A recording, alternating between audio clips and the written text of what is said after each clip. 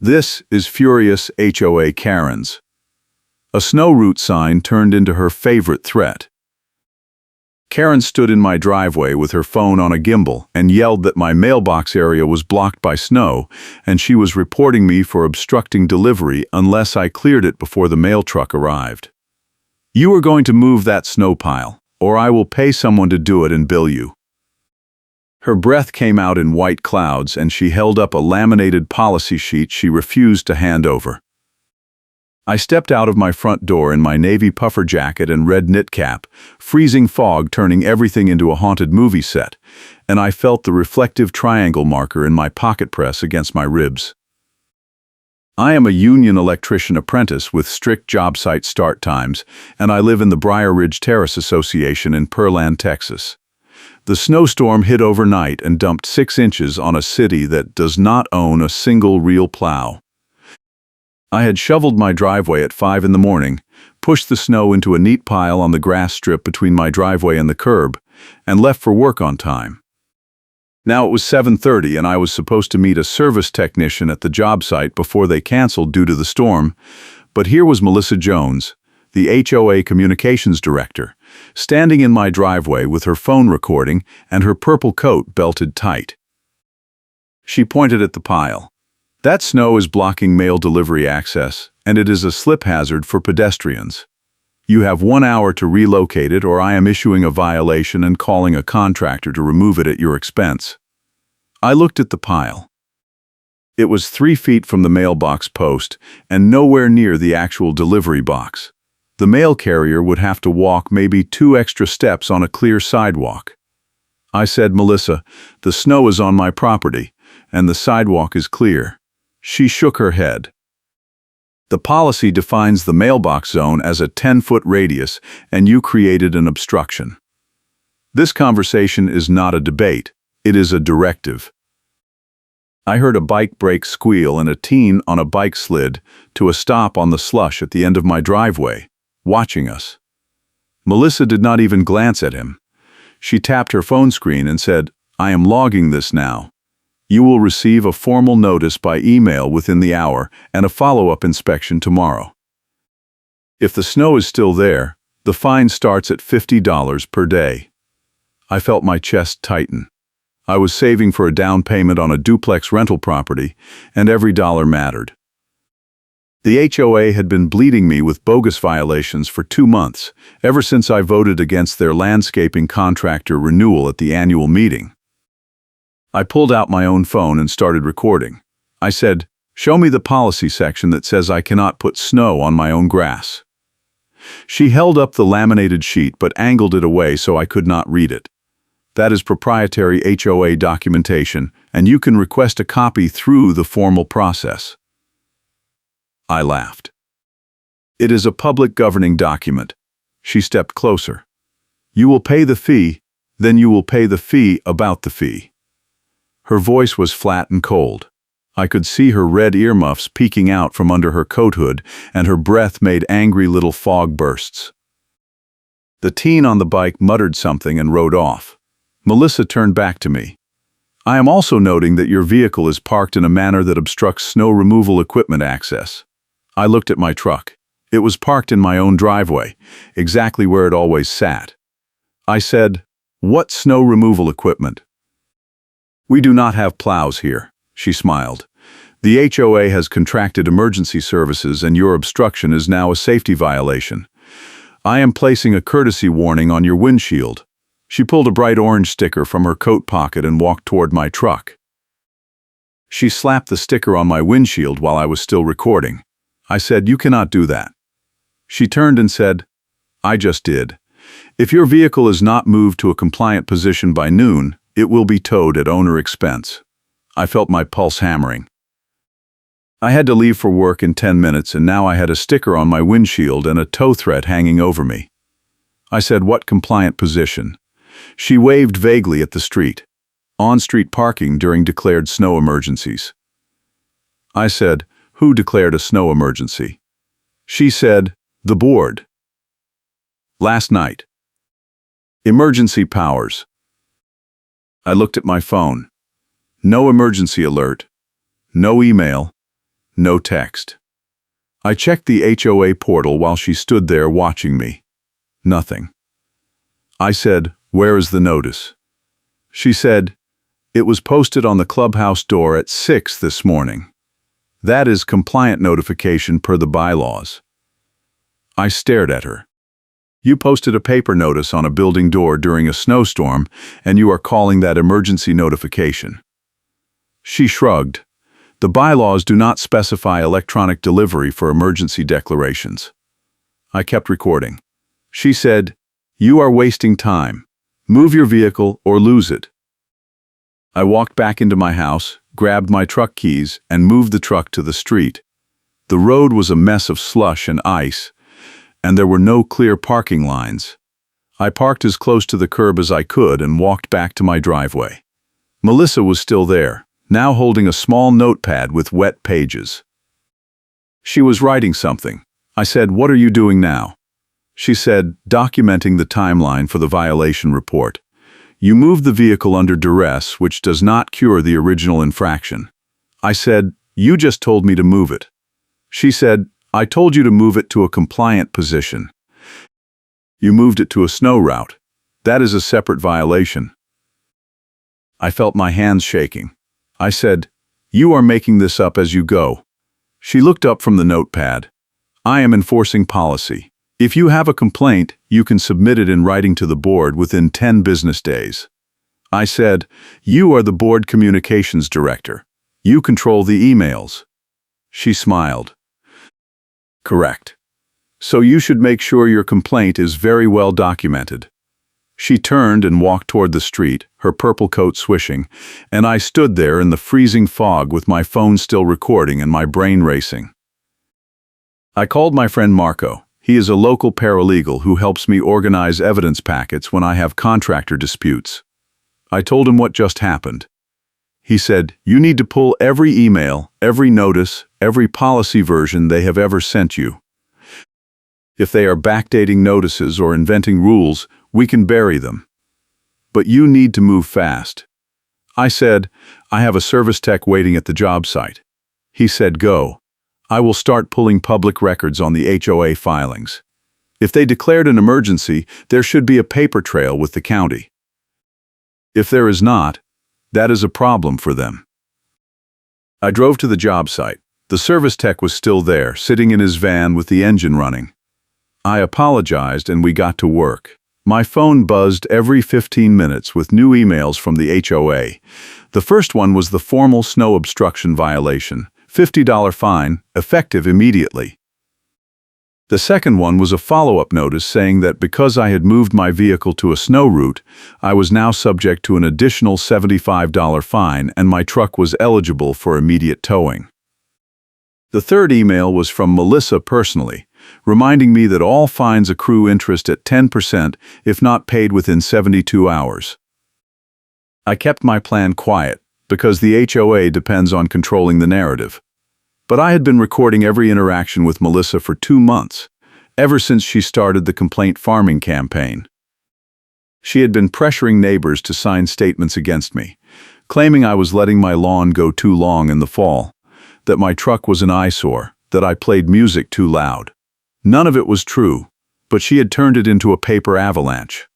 Every week, a new notice. Every notice, a new fee. Marco texted me around noon. No emergency declaration filed with the county. No snow emergency ordinance active for Pearland. The city website says normal operations. If the HOA is claiming emergency powers, they are doing it off the books. I screenshotted his text and saved it. That was the first crack. I got home around 2 in the afternoon. My truck was gone. I stood in the street staring at the empty space where I had parked it, feeling my stomach drop. There were tire tracks in the slush and a small orange cone sitting where my rear bumper had been. I called the HOA office. No answer. I called Melissa directly. She picked up on the first ring. Yes. I said, "Where is my truck?" She said, "Towed. As notified." I said, "You gave me until noon." She said, "Noon compliance check showed non-compliance. Vehicle removed at 1:15. You can retrieve it from the impound lot." She gave me an address and hung up. I called an Uber and went to the impound lot. The fee was $320. I paid it with my credit card and felt sick. That was a week of groceries and part of my duplex fund. The impound clerk gave me a receipt and said, "You are the third one today from that HOA. They are on a tear."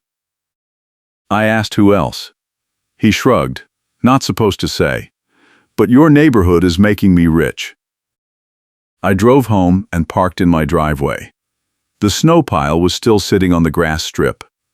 I took photos from every angle, showing the distance from the mailbox, the clear sidewalk, the lack of any obstruction. Then I grabbed a shovel and moved the entire pile to the far corner of my front yard, against the fence. It took me an hour and my back was screaming by the end, but I was not giving Melissa another excuse. That night, I sat at my kitchen table and went through every email the HOA had sent me since November. There were 43 total. Marco had sent me a records request template and I filled it out, asking for copies of the emergency declaration, the snow contractor agreement, the mailbox zone policy, and the board meeting minutes for the past 6 months. I submitted it through the HOA portal and got an auto-reply saying requests are processed within 30 days. The next morning, I got another email. This one said I had damaged common property during snow removal and I owed $200 for curb repair. I walked outside and looked at the curb. There was no damage, not a scratch. I took more photos. Then I noticed the wet gloves sitting on my porch railing. They were not mine. They were brown leather and soaked through. I picked them up and saw a tag inside with initials that were not mine. I put them in a plastic bag and brought them inside. Marco called me that afternoon. He said, "I pulled the HOA vendor contracts from the county clerk. The snow contractor they are using is owned by someone named Richard Jones, same last name as your communications director." I said, "You think Melissa is getting a kickback?" He said, "I think it is worth asking. If the board is funneling work to a family member without disclosure, that is a breach of fiduciary duty." I felt a spark of hope. I said, "How do we prove it?" He said, "Invoice trail. If you can get the HOA financials, we can match payments to the contractor and flag anything that looks dirty." I submitted another records request, this time for all vendor invoices related to snow removal. 2 days later, I got an email from Melissa. "Your request is denied. Vendor contracts are proprietary and not subject to member review." I forwarded it to Marco. He said, "That is not how HOAs work. Financials are member accessible in Texas. She is stonewalling. We need to escalate." I started talking to neighbors. The first 3 I approached were terrified of Melissa and would not say anything. The fourth one, an older guy named Ken who lived 2 streets over, pulled me into his garage and said, "She has been doing this for a year." My son got a $500 fine for parking his work van overnight. My daughter got a notice for holiday decorations in February. She is building a war chest and nobody will stand up to her because she controls the email blasts and the meeting agendas. I asked if he would go on record. He said, "Not unless you have something that makes it safe." I said, "I am working on it." That weekend, I got an email with a new policy attachment. It was titled Winter Maintenance Compliance Standards, and it was dated 3 days earlier. The policy said that all snow must be removed from private property within 12 hours of snowfall cessation, and that residents are responsible for any damage caused to common areas by personal snow removal efforts. It also said that vehicles parked on streets during snow events are subject to immediate removal without prior notice. I read it twice. None of this had been in the bylaws before. Melissa had just invented it. Marco said, "Save that. If they are creating retroactive policies to justify enforcement, that is ex post facto abuse. We can argue every fine they issued before that policy date is invalid." I said, "What about the curb damage charge?" He said, "Did you hit the curb?" I said no. he said. Then make them prove it. Demand an inspection report with photos and timestamps. If they cannot produce it, the charge is fabricated. I submitted a dispute through the portal, asking for the curb inspection documentation. The reply came from Melissa. The inspection was conducted visually and documented in the field report. Photographic evidence is not required for minor damage. I forwarded it to Marco. He said, "That is garbage. If they are charging you, they need proof. We can take this to small claims if we have to." But I did not want small claims. I wanted the whole board to burn. I started recording every conversation. I bought a small voice recorder and kept it in my coat pocket. The next time Melissa showed up at my house, I was ready. She came by on a Tuesday morning, knocked on my door, and said she needed to discuss my ongoing non-compliance. I opened the door with the recorder running in my pocket. I said, "What non-compliance?" She said, "Your vehicle was parked in the driveway after 8 p.m. last night, which violates the new overnight parking restriction." I said, "What restriction?" She said, "It was in the email." I said, "I did not get an email." She said, "Then you need to check your spam folder. This conversation is not a debate, it is a directive." I let her talk. She went on for 5 minutes about enforcement protocols and escalation procedures and how the board was losing patience with problem residents. Then she said something that made my blood stop. She said, "Honestly, we are trying to make an example of you. If we can get you to move, it sends a message to everyone else that we are serious." I kept my face blank. I said, "An example." She said, "You voted against the landscaping renewal. You made it personal. So now it is personal." I had it. That was the trump card. An audio clip where Karen admits it is personal and she wants to make an example of me. I did not say anything. I just nodded and said I would review the email and we would talk later. She left. I went inside and backed up the recording to 3 different places. Marco said, "That is gold. If you play that at the right moment, she is done." I said, "When is the right moment?" He said, "Not yet. Let her dig deeper. The more she escalates, the harder she falls." 2 days later, I got a notice saying the HOA was holding an emergency compliance hearing and I was required to attend. The hearing was scheduled for the following Monday at the clubhouse. Failure to attend would result in automatic fine increases and potential lien filing. I marked it on my calendar. That weekend, the city posted a notice on its website. There had been no snow emergency declared for Pearland during the recent winter weather event. Normal traffic and parking rules had remained in effect. I screenshotted it and sent it to Marco. He said, "That is your funny karma beat." Karen calls it a snow emergency and the city notice disproves it. Bring that to the hearing. Monday came. I walked into the clubhouse at 6 p.m.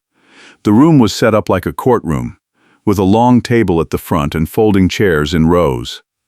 Melissa sat at the center of the table with 2 other board members I did not recognize. There were maybe 10 other residents scattered in the chairs, most of them looking nervous. I sat in the front row. Melissa did not look at me. The hearing started. Melissa read off a list of violations, most of them mine.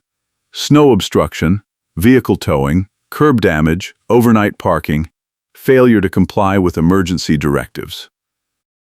She said the total fines currently stood at $675 and that further non-compliance would result in a lien. I waited. When she finished, I stood up. I said, "I would like to address the emergency declaration." She said, "You can submit written comments after the hearing." I said, "No. I am addressing it now." I pulled out my phone and opened the city website screenshot. I said, "The city of Pearland did not declare a snow emergency. Your enforcement was based on a false premise." Melissa said, "The HOA has independent authority under the bylaws." I said, "Show me where." She pulled out a binder and flipped through it. She found a page and read, "The board may declare localized emergencies as needed to protect property values and resident safety." I said, "Did you file that declaration with the county?" She paused. I said, "Because if you did not, then it does not exist." She said, "The filing requirement only applies to certain emergency types." I said, "Which types?" She did not answer. I said, "I have a records request here asking for the declaration document and you denied it. That is a transparency violation under Texas law." One of the other board members, an older man in a gray sweater, leaned over and whispered something to Melissa. She shook her head. He whispered again. She sighed and said, "We will revisit the emergency classification." I sat down.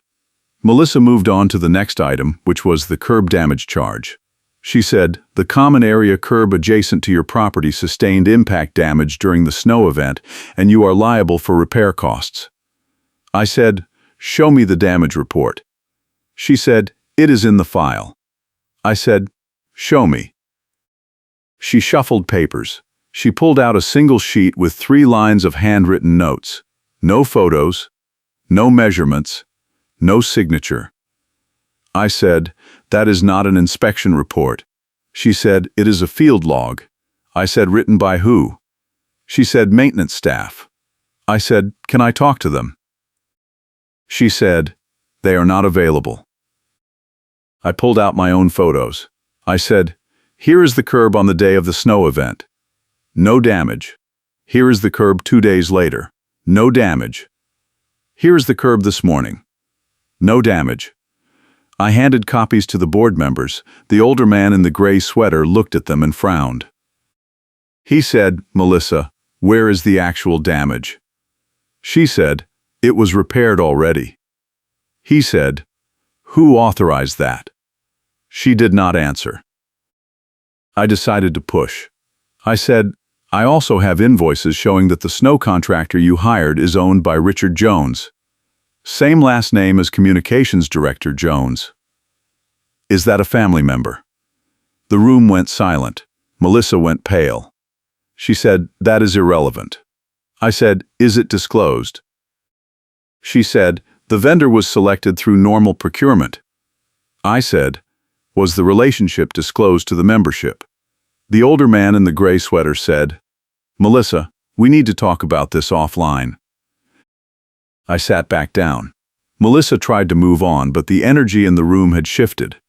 2 residents in the back started whispering. Melissa said, "We will recess and reconvene next week."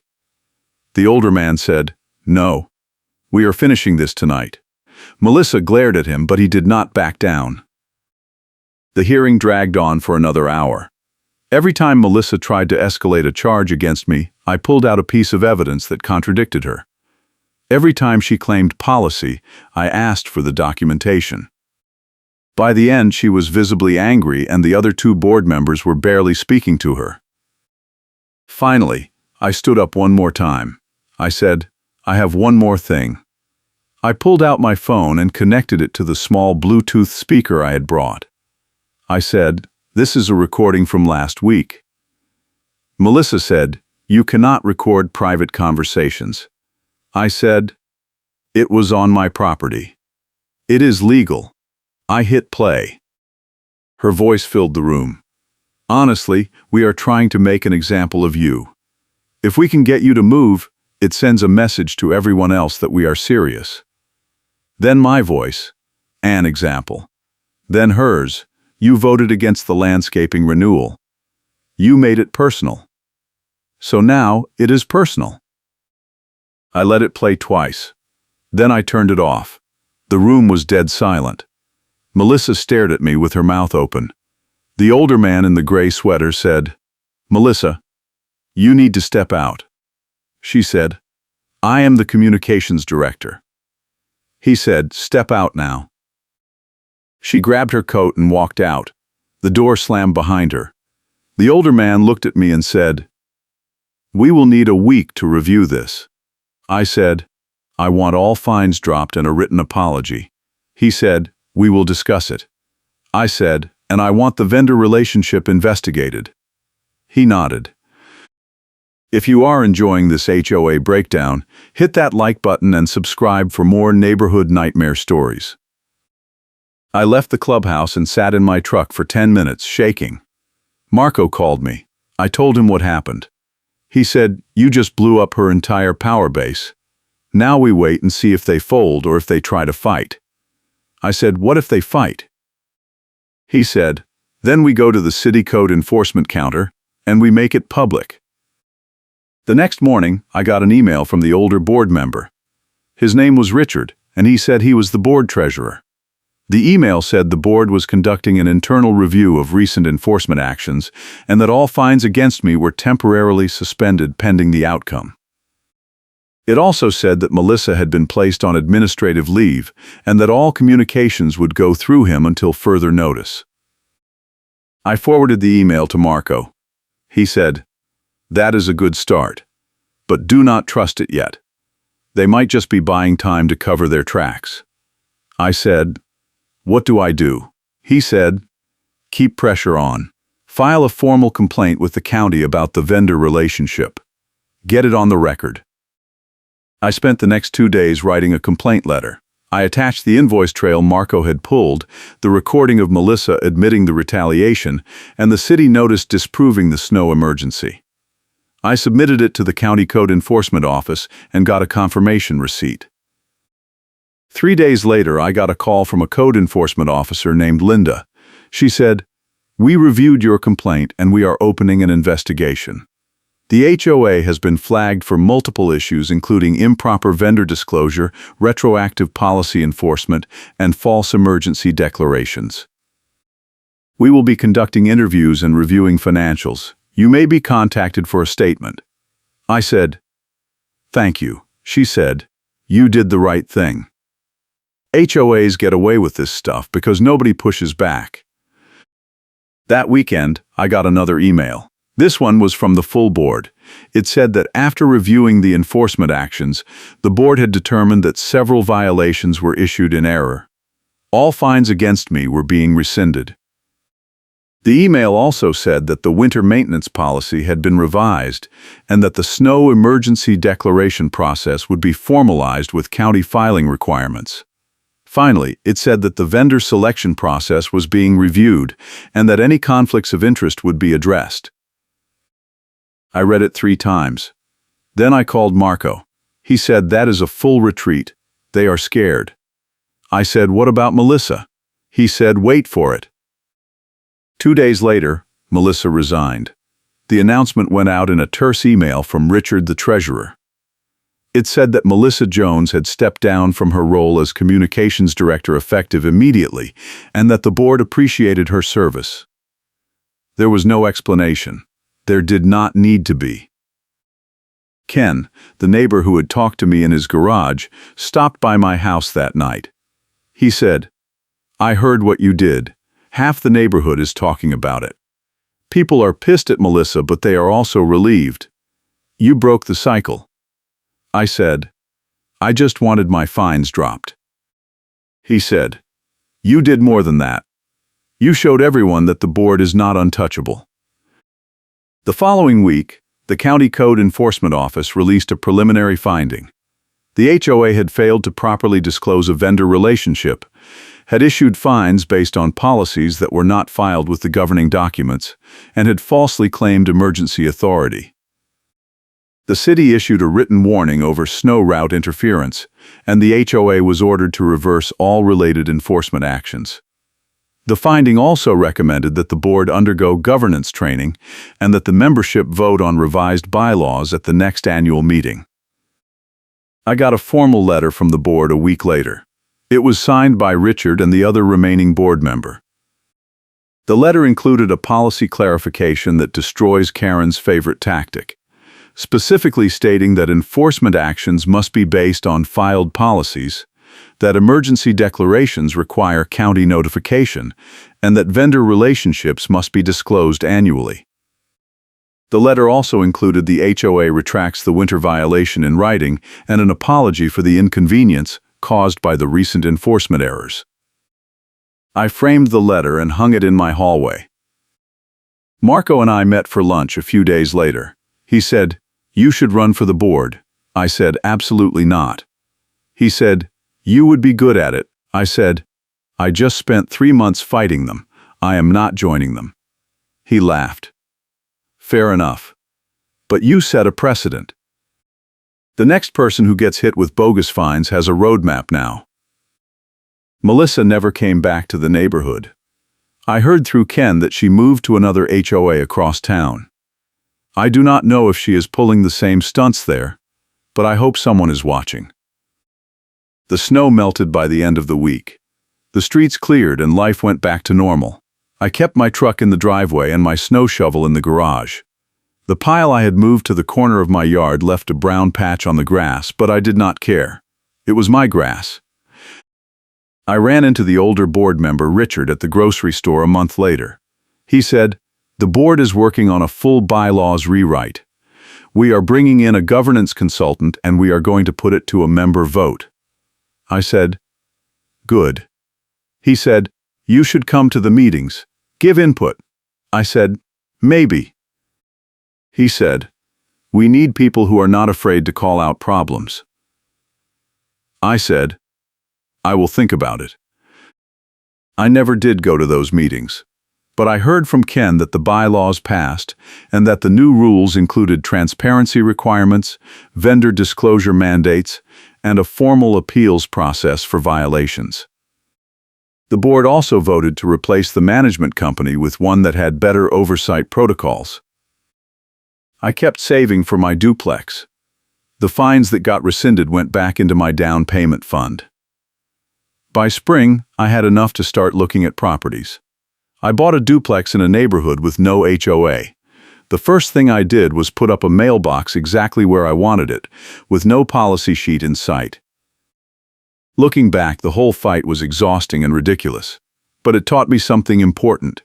HOAs run on fear and paperwork. If you keep your records clean and you do not back down, they fold. Melissa thought she could bury me in violations and fees, but every rule she invented became evidence. Every contradiction she made became a crack. And when I finally played that recording, Karen gets embarrassed when her own quote plays on speaker. The whole structure collapsed. The funny thing is, the HOA is better now. Richard and the new board actually respond to emails. They post meeting minutes. They do not invent emergencies. It is boring, which is exactly what an HOA should be. And every time I drive past the clubhouse, I think about that night when I stood up and hit play. That moment when the room went silent and everyone realized that the person with the most power had been the one breaking the rules all along. I still have the wet gloves in a plastic bag in my garage. I do not know whose they are, but they became a symbol for me. A reminder that people leave evidence everywhere, even when they do not mean to. A reminder that if you pay attention and you document everything, the truth eventually comes out. I see Melissa sometimes, in my mind, standing in my driveway with her phone on a gimbal and her laminated policy sheet and her certainty that she was untouchable. I wonder if she thinks about that recording. I wonder if she knows that it cost her everything. I wonder if she learned anything. Probably not. People like her never do. They just move to the next neighborhood and start the cycle again. But in my neighborhood, the cycle is broken. And that is enough. Until next time, keep your paper trail.